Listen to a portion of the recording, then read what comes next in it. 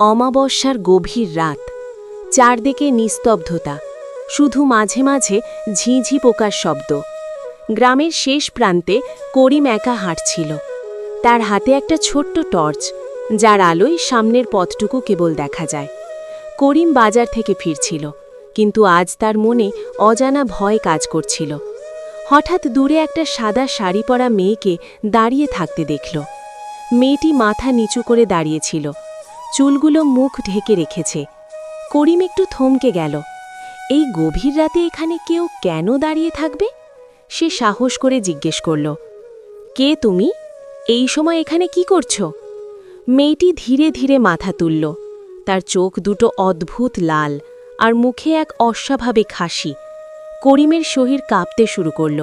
সে বুঝতে পারল এটা কোনো সাধারণ মানুষ নয়। মেয়েটি হঠাৎ করিমের দিকে এগিয়ে আসতে লাগল, কিন্তু তার পা মাটিতে ছুঁয়েও না। করিম ভয়ে পিছিয়ে যেতে লাগল। টর্চটা তার হাত থেকে পড়ে গেল, আর আলো নিভে গেল। চারদিক অন্ধকার হয়ে গেল।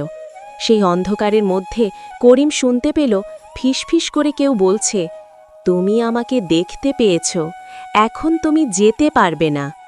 করিম প্রাণপণে দৌড়াতে শুরু করল। অনেকক্ষণ দৌড়ানোর পর সে গ্রামের আলো দেখতে পেল। পিছনে তাকানোর সাহস তার আর হল না। পরদিন সকালে গ্রামের লোকজন করিমকে অজ্ঞান অবস্থায় খুঁজে পেল। জ্ঞান ফেরার পর সে শুধু একটা কথাই বলল, অমাবস্যার রাতে ওই পথ দিয়ে কেউ যেও না, সেখানে পেতনি থাকে। এই গল্পটি লিখেছেন ফ্রিল্যান্সার মনির ভাই। যদি গল্পটি ভালো লাগে, লাইক কমেন্ট শেয়ার করতে ভুলবেন না এবং সাবস্ক্রাইব করে পাশে থাকবেন।